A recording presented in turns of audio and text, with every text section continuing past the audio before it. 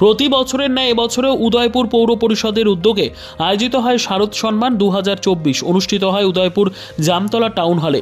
সেখানে প্রদীপ প্রজ্বলন করে শুভ সূচনা করেন অর্থমন্ত্রী প্রণজিৎ সিংহ রায়।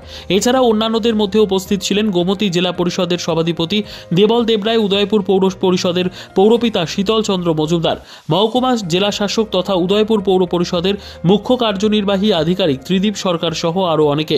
সেখানে অর্থমন্ত্রী প্রণজিৎ সিংহ রায় বক্তব্য রাখতে গিয়ে বলেন, পুজোয় শান্তি শৃঙ্খলা বজায় রাখার জন্য এলাকার সবকটি ক্লাব ও পুজো উদ্যোক্তাদের ধন্যবাদ জানান তিনি বলেন, বরাবরই উদয়পুর দুর্গাপুজোয় শান্তি ও সম্প্রীতি এবং বিজয়া দশমীর যথেষ্ট সুনাম রয়েছে।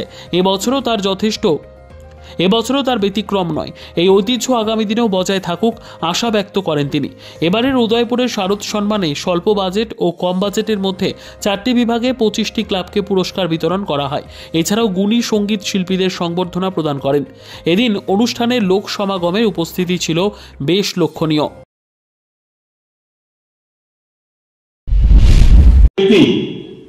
ক্লাব কর্তৃপক্ষ সার্বিক সবার কথা চিন্তা করে যদি একটা প্রপোজাল সবাই দেয়, তাহলে সেই প্রপোজাল মাননীয় চেয়ারপারসনের কাছে এলে এসডিএম সাহেব আছে, সমস্ত মিলে সেটা একটা সিদ্ধান্ত আমরা নিতে পারি।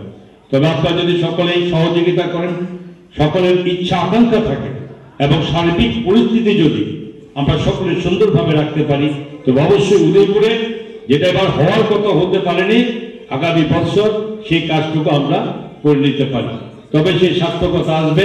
ব্যবস্থাপনা আমাদের তরফ থেকে কোথাও করার জন্য কোথাও ঘাটতি থাকবে না, কিন্তু সঠিকভাবে করার সেটা একটা ব্যবস্থাপনা।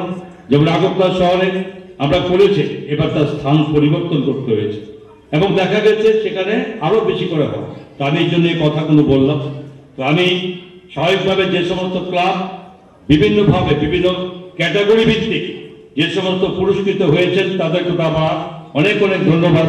পাশাপাশি যে সমস্ত ক্লাব ওই পুরস্কারের বিবেচনা আসেনি তাদেরকে অশেষ ধন্যবাদ যে তারাও সুন্দরভাবে উদয়পুরের পূজার পরিবেশকে সুন্দর করে রাখতে পেরেছে। এবং আমরা গর্ববোধ করি যে উদয়পুরের পুজোতে এত বড় বিপর্যয়ের পরেও যেখানে সুন্দরভাবে করে সকলকে আনন্দের অংশগ্রহণ করার সুযোগ করে দিয়েছে। এবং তার পূজা খুব সংক্ষিপ্ত ছিল। সকলে জানেন পূজাকে আমরা যেভাবে নিয়ম সমনুষ্ঠান মেনে চলে লম্বা টাইম, সেটা এবার আমরা সেখানে পাইনি। ম্যাক্সিমাম পুজো 2 দিন, 3 দিনের দিন পুজো আনুষ্ঠানিকভাবে পুজো সেখানে শেষ করতে হয়েছে। আমি আবারও এই অনুষ্ঠান আয়োজকদের, শিল্পীদের যারা সুন্দরভাবে তাদের প্রোগ্রাম উপস্থাপনা করেছে এবং আরো যারা করবে একটু পরে তাদেরকে আগাম ধন্যবাদ জানাচ্ছি। সকলের কুশল কামনা করি, সকলকে ধন্যবাদ জানাই। আগামী বছর মাতা দুর্গা দেবীর পুজোর উৎসবকে কেন্দ্র করে এখন থেকে সাজভাবে সকলের তৈরি হই, এটা আমার কামনা থাকবে। সকলকে ধন্যবাদ। নিজস্ব প্রতিনিধির রিপোর্ট, দুরন্ত টিভি।